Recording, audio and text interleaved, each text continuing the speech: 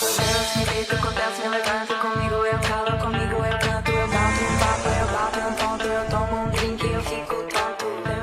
Quer conquistar bem-estar e ficar de bem com a vida? Eu sou Roberta Berlitz e posso te ajudar. Acesse meu contato pelo QR Code e saiba mais.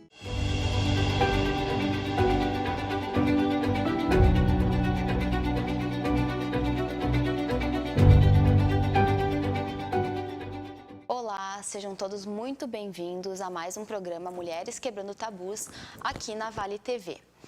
No programa de hoje, a gente vai falar sobre uma temática que vai estar em pauta neste mês de outubro. Amanhã, no dia 10 de outubro, a gente tem o Dia Mundial, que é em favor, né, da saúde mental, em prevenção, algumas questões relacionadas à saúde mental. E a gente está com uma convidada super especial. Antes de eu trazer a convidada para a gente, queria agradecer aos nossos apoiadores, o Majestic Drinks, a Roberta Berlitz, que é terapeuta e psicopedagoga. Hoje a gente vai ter uma TV que vai estar rodando aqui a nossa vinheta com os nossos apoiadores. Antes do programa também sempre tem. Se vocês quiserem informações, podem estar buscando no início do nosso programa as informações acerca dos apoiadores. E além disso, a gente tem também como parceiros o usualbrechó.com.br, que hoje eu estou usando uma roupa que é lá das meninas, né? Uma calça verde e uma blusa também com verdes, com alguns desenhos, alguns detalhes. Bom, então a convidada de hoje é a Luciana. Eu queria agradecer muito a Luciana por estar aqui conosco hoje. É uma parceira aí que eu conheci na vida, de caminhada, de lutas. Conhecia o filho dela da escola e não sabia, né? Já sempre admirava o trabalho do filho dela também, com Noia Arte, né? Que é um movimento também muito importante aqui na cidade de Novo Hamburgo, quem quiser estar conhecendo. Eu queria, então, pedir para a Luciana se apresentar, né, para os nossos telespectadores, falar quem é a Luciana, fazer uma audiodescrição também para quem não consegue enxergar, conseguir estar acessando, né, as características físicas da Luciana. Bom dia, Jana. Obrigada pelo convite. Então, meu nome é Luciana Raimundo. Eu sou acadêmica de psicologia, no momento, pela segunda vez na vida. Comecei em 2007, parei em 2011 e voltei em 2022, então agora pretendo concluir. A minha primeira formação em educação física, fiz uma pós-graduação também ligada à ciência do movimento humano. E sou uma mulher branca, cisgênero, heterossexual, tenho cabelos longos, sou loira, estou usando uma blusa preta, uma calça preta. E vim aqui conversar com a Jana sobre esse tema tão importante que é a saúde mental, que a gente nem separa mais tanto o físico do mental, né? É bem difícil fazer, é uma coisa muito dinâmica, né? Tá tudo ligado ao corpo e à mente ao mesmo tempo. Mas então eu vim aqui para a gente trocar uma ideia e falar sobre saúde mental. Maravilha. Antes de a gente entrar no assunto, a gente sempre tem a nossa pergunta geradora, que é: qual tabu você quebrou por ser mulher? E aí, assim, podem ser 1000 coisas, pode ser a primeira coisa que vier na tua cabeça, que tu sente, assim, que tenha te marcado nesse aspecto. Bom, por ser mulher, a minha condição de mulher ainda é uma condição, nesse país, de privilégio, né? Por ser branca, por ser classe média, por, enfim, ter tido uma vida toda sentada em vários privilégios. Mas talvez uma coisa que eu possa ter quebrado algum tabu tenha sido o fato de ter tido a minha independência financeira bem cedo, né, em relação aos meus pais, enfim, continuei morando em casa, mas comecei a trabalhar já muito cedo. O que me motivou foi justamente querer ter o controle das minhas coisas, enfim.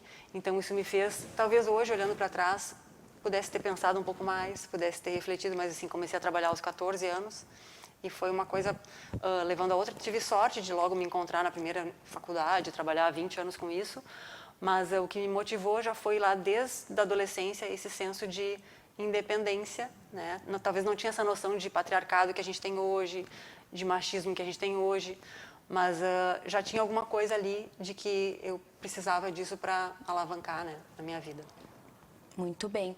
E o quão importante que é a gente falar sobre isso e a gente lutar pela nossa independência enquanto mulheres, qualquer sujeito, né, mas principalmente nós mulheres, como tu trazes essa questão muito necessária desse vínculo com o homem, né, essa necessidade de depender, e é muito importante a gente conseguir caminhar com as nossas pernas, seja financeiramente, né, através de estudos, trabalho, enfim, o que for. Então, entrando ao assunto em relação à conscientização da saúde mental, eu queria que tu trouxesse a importância dessa discussão, desse tema, de a gente falar sobre isso, de a gente ter um dia para isso, enfim, o que tu sentir que tem que trazer pra gente.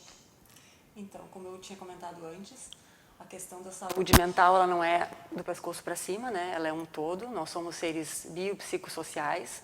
Então, um corpo que não descansa o suficiente, um corpo que não consegue se alimentar adequadamente, um corpo que é explorado no mercado de trabalho, esse corpo vai adoecer essa mente, né? E essa mente vai ter sintomas nesse corpo, né? Nos sintomas de ansiedade que a gente percebe, taquicardias, enfim, sintomas que aparecem no corpo.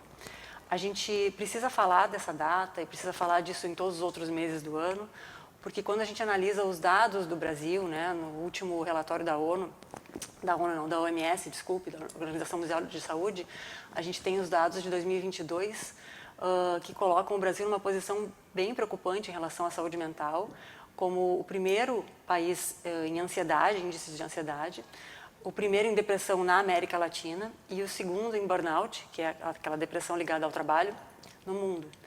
E aí, se a gente cruza esses dados de sofrimento psíquico com os dados sociais, econômicos do Brasil, né, de ser um país com uma das maiores desigualdades sociais do mundo, de ser um país com uma das menores taxas de mobilidade social, ou seja, a chance da pessoa nascer numa classe e ascender para outra ao longo da vida é uma das menores do mundo.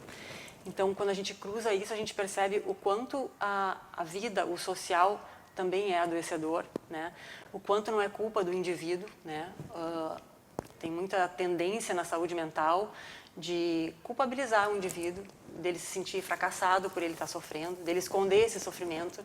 Ninguém chega no trabalho escondendo quando está com uma dor de cabeça, quando está com uma dor no joelho. A pessoa fala que está com aquela dor, não é vergonha. Agora, estou sentindo ansiedade, estou deprimido. As pessoas não querem falar isso, porque se basta você querer acreditar, correr atrás do seu sonho e você vai alcançar o sucesso, se é tudo tua responsabilidade, o fracasso também é só tua responsabilidade. Então, é essa ideia que a gente tem que desmontar do senso comum, de que a responsabilidade da pessoa atingir o sucesso ou se ela fracassar também é culpa dela. É multifatorial. Então, o adoecimento mental, o sofrimento psíquico, ele é multifatorial sempre. Ele vai sempre ter a ver com o biológico, sim, mas com o social muito, né? As pessoas estão procurando fugas muito rápidas, respostas e soluções rápidas para uma coisa que é complexa, né? Que tem uma raiz muito mais profunda, então, do que um remédio possa alcançar. Não que remédio não seja importante, né? Não que a medicalização não seja, em alguns momentos, essencial, mas ela é uma anestesia. Então, as pessoas estão usando psicotrópicos em taxas, em doses que a gente nunca teve. Quem não foge para isso, foge para álcool, né? As pessoas estão consumindo mais álcool, foge para açúcar, para compras, mas tentando anestesiar. E a anestesia, a gente sabe que ela não cura, né? A anestesia, ela aplaca ali e aquilo volta. Então, a gente precisa olhar com mais cuidado para isso, para não tentar só abafar o caso, e sim falar sobre o caso. Que as pessoas não tenham vergonha de dizer que estão sofrendo psiquicamente. Só porque não aparece, não é um braço engessado, não quer dizer que aquela pessoa não está sofrendo, e muito, né? Muito bem, tu me falando, me veio muitas coisas na cabeça, assim. Uma delas, essa questão de buscas rápidas, né? E aí me vem muito o Bauman na cabeça, com a pós-modernidade, a modernidade líquida, né? A volatilidade das coisas. E, enfim, a gente vive nisso e a gente precisa entender onde vivemos e fazer um movimento contra-hegemônico, né? Que é um movimento do nosso coletivo, que é um movimento de muitas outras organizações e de pessoas, que não é fácil. Então,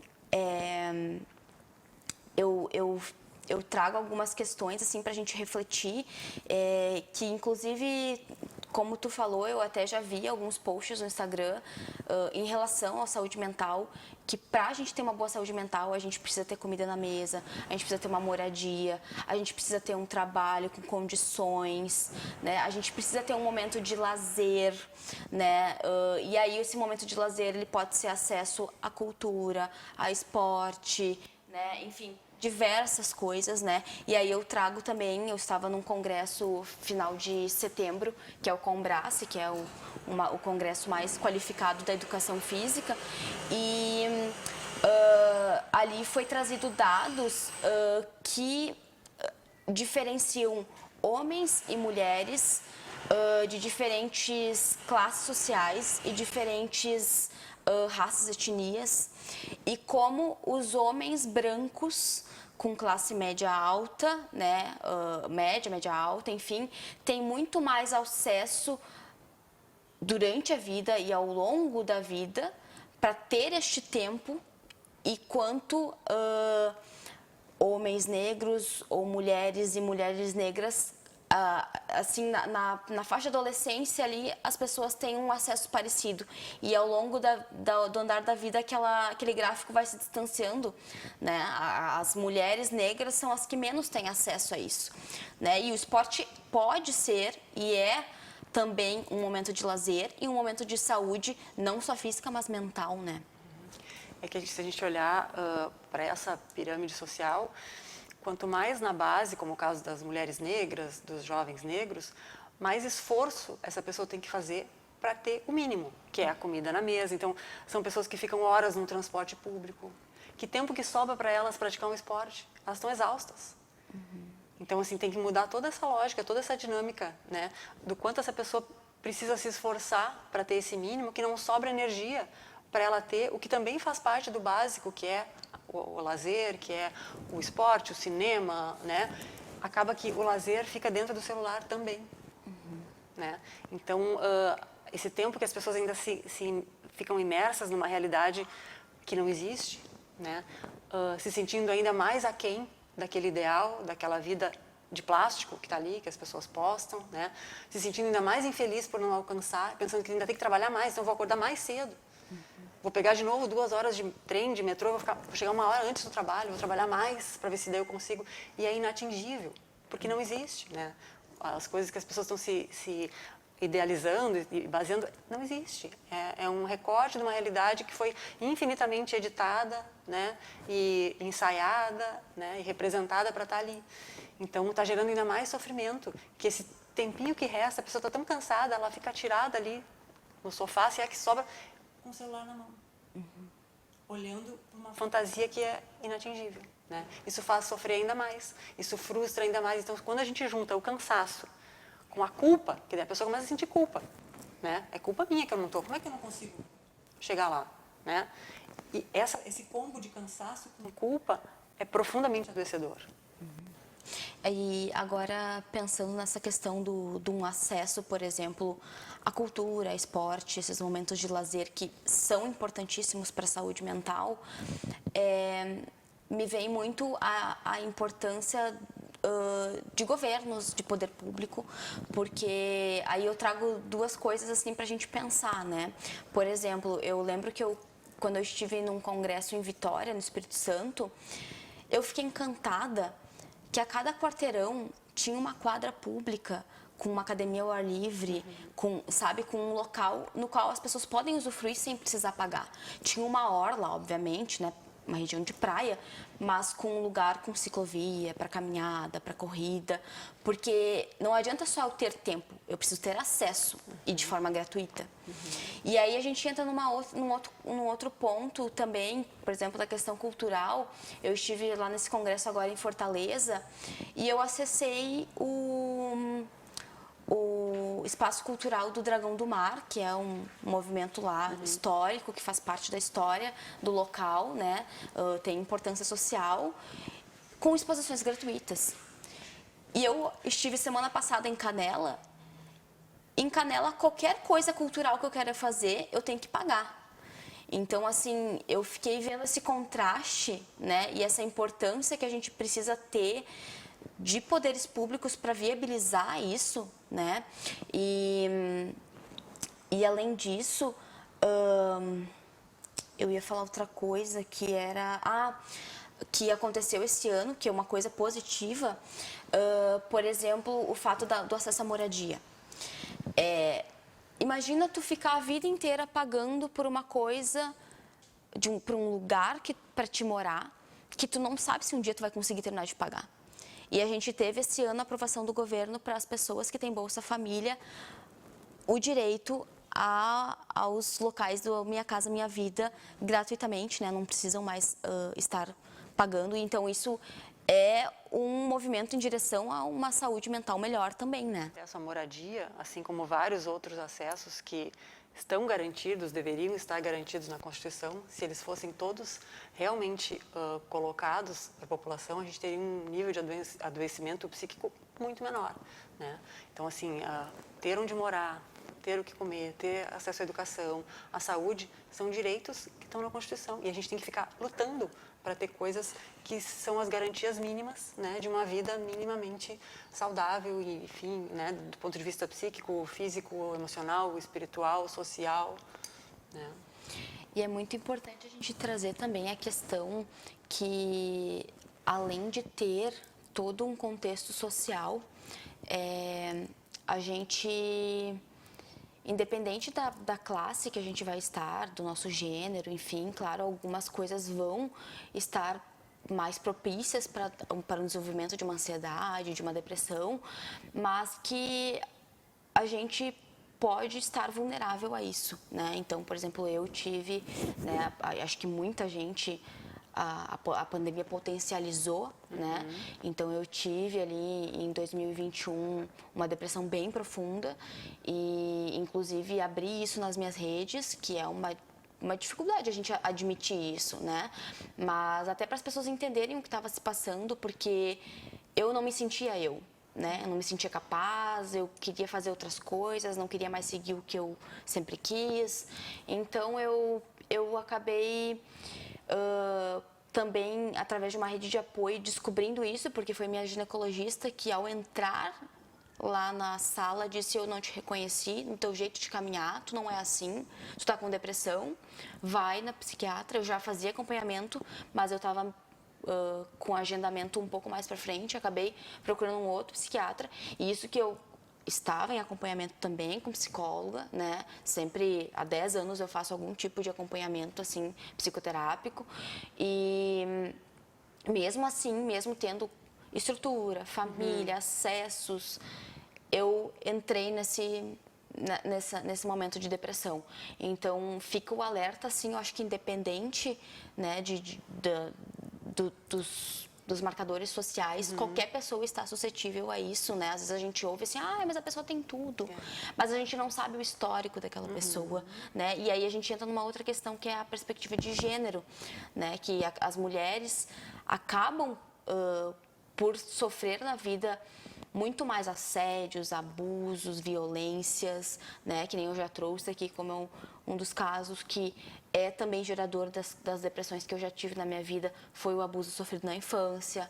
Então, a gente tem questões que, por exemplo, um homem talvez tenha passado, mas com muito mais dificuldade, né? Essas opressões que nós mulheres. Não, com certeza. As mulheres, independente da classe social, quase que todas já sofreram, talvez algumas nem saibam que sofreram, algum tipo de assédio, de abuso. Então, isso é uma coisa que une todas, independente da classe social. O que a gente também tem que colocar, os índices sempre mostram que as mulheres têm mais adoecimento psíquico do que os homens. Então, elas têm mais motivos para isso e elas falam mais sobre isso.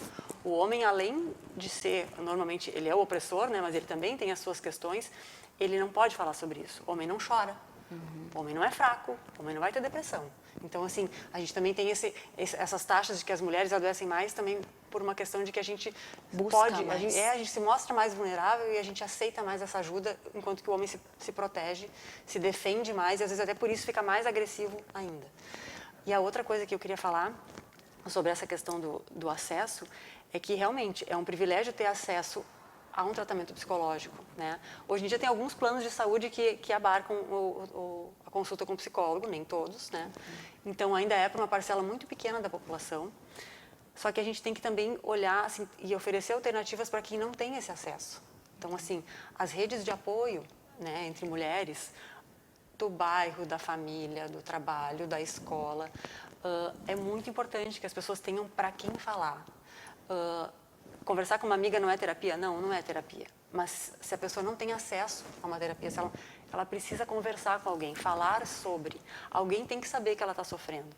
Nem que seja para compartilhar um sofrimento, para que aquela outra pessoa também tenha coragem de se abrir contigo e aí vocês duas vão achar uma coisa em comum. Isso já vai fortalecer. Quem tem acesso, quem pode, tem que procurar uma ajuda especializada, né? E a gente tem que tentar que venham mais políticas públicas para democratizar esse acesso, né? Já que a gente tem essas taxas que estão mostrando que o Brasil está adoecendo psiquicamente, isso tem que ficar acessível para a população no geral, né? Não é justo que as causas sociais afetem a uma grande maioria e só uma minoria tenha acesso, então, para ter uma ajuda psíquica, para conseguir lidar melhor com aquilo, porque não é o não sofrer, não é o não ficar triste. É isso que as pessoas têm que entender. A tristeza faz parte da vida. A gente vai ficar triste, sim, e é saudável saber lidar com a tristeza. O que não pode, que não tem fundamento nenhum, é fugir da tristeza, porque a gente não consegue fugir dela para sempre, ou anestesiar ela para sempre com o uso de alguma substância, enfim. Então, se permitir ficar triste, mas ter uma rede de apoio para isso, né? Ter com quem contar. Ter esse tempo de conversar, que também as pessoas não têm mais esse tempo de conversar. A coisa no celular é tudo muito raso, né? É tudo muito vazio. As conexões realmente de verdade entre as pessoas, para tu conseguir formar essa rede de apoio, é que está faltando. Porque as pessoas se sentem com alguém, não estão sozinhas porque estão conversando com alguém na rede, mas esse apoio não está aqui do meu lado. Não é um ombro para eu chorar, não é alguém para me dar uma força, para ficar ali, estou aqui contigo, para te segurar na tua mão. Porque às vezes não é nem o que tu vai falar para a pessoa, é só tu ouvir ela e tu ficar do lado dela. Ela se sentir minimamente acolhida, né? Escutada, protegida. E muito importante isso que tu traz também, que claro, o nosso foco é a questão da mulher, mas o quanto o patriarcado e o machismo afeta os homens nesse sentido do não poder falar, do não poder chorar, de não poder assumir as suas fragilidades, né? Porque eu preciso ter uma masculinidade superior, forte, né, viril, e o quanto é importante a gente trabalhar nessa perspectiva de que sim, todos nós precisamos de ajuda. A gente não foi feito para lidar com todas as situações sozinhos e cada vez mais complexas na sociedade que a gente vive. E também essa questão do falar. Outra questão que a gente tem que trazer também, né, para além disso, é a questão dos diversos gêneros e sexualidades, que são pessoas que são mais atingidas, né, sofrem mais por questão de bullying, de violências, de piadinhas. Então, é uma população que a gente precisa também proteger e amparar. E aí, lembrando, né, que o nosso coletivo tem uma rede de apoio para mulheres, né, a gente tem uma rede de psicólogas que atendem a valor social, mas também existem apoios públicos que nem sempre dão conta, mas que a gente, né, quem tiver alguma dúvida pode estar acessando a gente encaminha, a gente auxilia, né? Então a gente precisa criar essa rede e é um dos propósitos do coletivo, essa rede de apoio mútuo, né?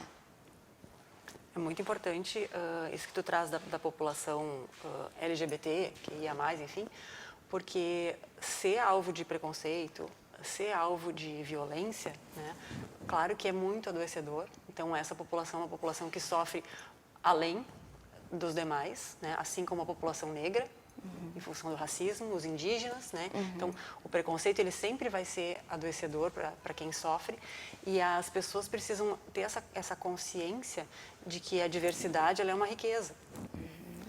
Respeitar isso, né? A gente tá vendo assim às vezes um engessamento, né, das consciências das pessoas tão conservadoras a ponto de não conseguir enxergar essas diferenças como uma diversidade que nos enriquece e como uma diversidade que sempre existiu. Ela só agora está tendo espaço para ser. Antes ela era abafada, ela era silenciada, ela se matava, ela se suicidava.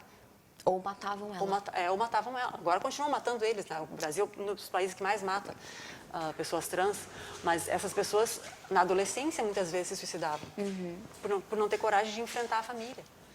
Né? Então, olhar para isso com um olhar de consciência, com um olhar de humanidade, e entender que não é favor nenhum respeitar essas pessoas. Né? É o mínimo. E desengessar a mente, né, dessa coisa de que é homem ou é mulher. Fora disso, não, gente, existem 50 tons de cinza entre o masculino e o feminino, né? E talvez outros que a gente ainda nem conheça, que ainda possam se manifestar daqui para frente, e que bom que possam se manifestar, que não precisem viver uma vida infeliz, engolir isso, ou acabar com a própria vida por não conseguir ser quem eles são, né? Exatamente. E como o Muniz Sodré traz, né, diversidade é coexistir com a diferença. E é muito importante isso, e como tu trouxe, sempre houve, sempre existiu, isso é apagado da história, mas sempre teve, e hoje essas pessoas estão tendo a possibilidade de ser quem elas são, e aí a gente precisa apoiar, a gente precisa dar espaço, precisa dar... Elas têm voz, a gente precisa dar um momento para que elas consigam usar essa voz, né? E para fechar, agora eu lembrei que eu ia falar anteriormente, que eu vi esses tempos um post no Instagram de como a nossa geração, que agora eu já não lembro mais se é Y, que letra esses que nomes que eu me perco, a nossa geração, no caso a minha, tem falado muito mais sobre os problemas do que a geração dos meus pais, por exemplo, e o quanto isso é importante para a saúde mental. Não é fácil a gente tocar na ferida, mas só mexendo na ferida a gente vai conseguir abrir aquilo. Então, Luciana, queria que tu trouxesse o teu recado final. A gente quer te agradecer para falar dessa temática tão importante. Muito obrigada, eu que agradeço, né, o convite. E eu queria dizer que, do ponto de vista individual, então, o que cada um pode fazer para tentar se ajudar, né, é tentar olhar um pouquinho mais para si e se perguntar o que eu estou sentindo, como é que eu estou me sentindo hoje, por que eu estou me sentindo assim, o que me faz ter esse tipo de sensação, né? Às vezes um sintoma de ansiedade, uma taquicardia, uma aceleração, uma tristeza. Se olhar, se perguntar, prestar atenção em si mesmo, não viver essa vida tão corrida, atropelada e tentando se livrar dos sintomas, tomando mais uma taça de vinho, comendo um doce, tomando um remédio. Esse olhar com um pouco mais de compaixão para a gente mesmo vai fazer com que a gente tenha também mais compaixão pelo outro. Vai fazer com que a gente preste também mais atenção no outro. Eu acho que está faltando conexões com interesse verdadeiro pelas pessoas, aquele interesse do interessado e não do interesseiro. Então, se a gente conseguir ter essa generosidade com a gente mesmo, a gente vai ficar mais generoso com o outro, e aí isso vai gerar uma rede também, né? Uma onda, quem sabe um movimento, né? Da gente conseguir se fortalecer para enfrentar os desafios da vida que estão aí, a gente não pode fugir deles, né? Ótimo, obrigada, Luciana, e queria pedir para você então compartilhar esse vídeo com outras pessoas para que a gente possa estar levando então mais informação para todo mundo. Muito obrigada pela sua audiência e até o próximo programa.